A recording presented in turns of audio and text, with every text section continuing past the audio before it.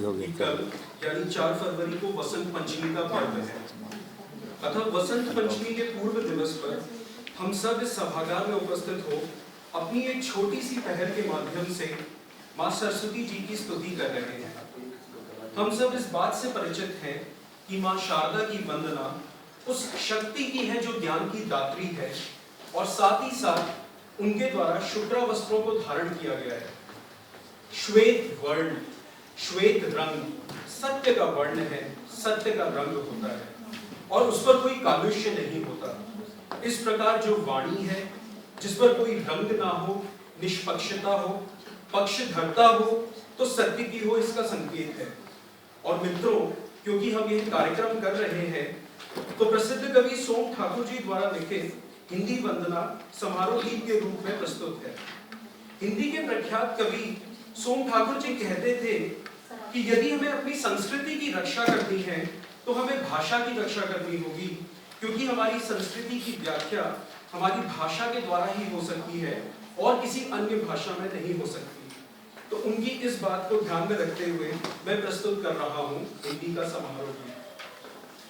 करते हैं तन मन से वंदन, करते हैं तन मन से वंदन, जड़ गण मन की अभिलाषा का, करते हैं तन मन से वंदन, जड़ गण मन की अभिलाषा का, अभिनंदन अपनी संस्कृति का, आराधन अपनी भाषा का, करते हैं तन मन से वंदन, जड़ गण मन की अभिलाषा का, अभिनंदन अपनी संस्कृति का, आराधन अपनी भाषा का।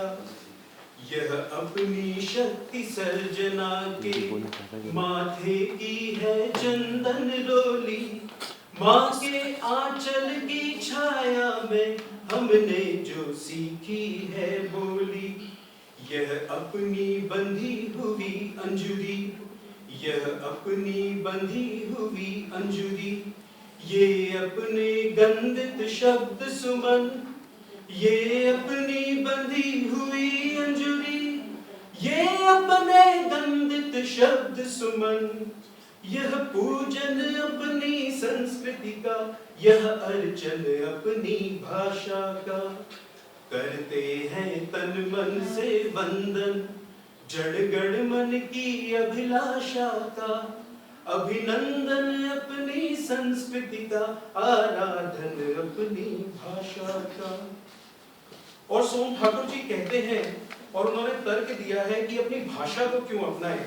जैसा कि आप लोग जानते हैं कि रत्नाकर समुद्र को कहते हैं और रत्नाकर हमारे प्रसिद्ध हिंदी कवि भी हैं, तो निवेदन किया है, अपने रत्नाकर के रहते, अपने रत्नाकर के रहते, किसकी धारा के बीच बहे, अपने रत्नाकर के रहते, किसकी धारा के बीच बहे, हम इतने निर्धन नहीं के वाणी से औरों के ऋणी रहे, अपने रत्नाकर के रहते, किसकी धारा के बीच बहे, हम इतने निर्धन नहीं के वाणी से औरों के ऋणी रहे।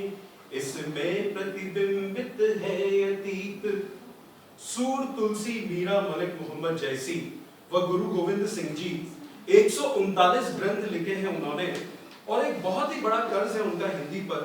महाकवि संत रविदास द्वारा लिखे तुम चंदन और हम पानी, इससे बढ़िया और कौन सा भजन हो सकता है। ऐसे श्रेष्ठ लोगों ने भाव सारने पद्मावली के नाम से कवि रविंद्र द्वारा ब्रज भाषा के मिले जुले स्वरूप में कई कविताएं लिखी हैं। आज हिंदी की कविताएं पूरे विश्व में लिखी जा रही है और हिंदी की बहुत ही सेवा हो रही है। इसमें प्रतिबिंबित है अतीत, इसमें प्रतिबिंबित है अतीत, आकार ले रहा वर्तमान, इसमें प्रतिबिंबित है अतीत, आकार ले रहा वर्तमान, यह दर्शन अपनी संस्कृति का, यह दर्पण अपनी भाषा का। करते हैं तन मन से वंदन, जड़ गण मन की अभिलाषा का। अभिनंदन अपनी संस्कृति का, आराधन अपनी भाषा का। ढंग से मंशय है इसका, इसमें मात्राओं की ओर ध्यान दीजिएगा। जो हमारी देवनागरी की भाषा है और जो मात्राएं हैं उनका आयामी बोध कहता है, ये विशेष रूप से ध्यान देने की आवश्यकता है। और जो हमारे आदि कवि चंद्रवरदाई माने जाते हैं, जो राजस्थान के जाने माने कवि थे, वीररस के कवि थे, तो सुनिएगा। यह ऊंचाई है तुलसी की, यह ऊंचाई है तुलसी की, यह सूर सिंधु की गहराई। यह ऊंचाई है तुलसी की, यह सूर सिंधु की गहराई। टंकार चंद बरदाई की, यह विद्यापति की पुरवाई। जय शंकर का जयकार, जय शंकर का जयकार, निराला का यह अपराजय ओज।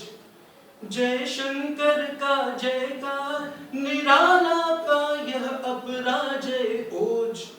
यह गर्जन अपनी संस्कृति का, यह गुंजन अपनी भाषा का। करते हैं तन मन से वंदन, जड़ गण मन की अभिलाषा का। अभिनंदन अपनी संस्कृति का, आराधन अपनी भाषा का। आराधन अपनी भाषा का। धन्यवाद।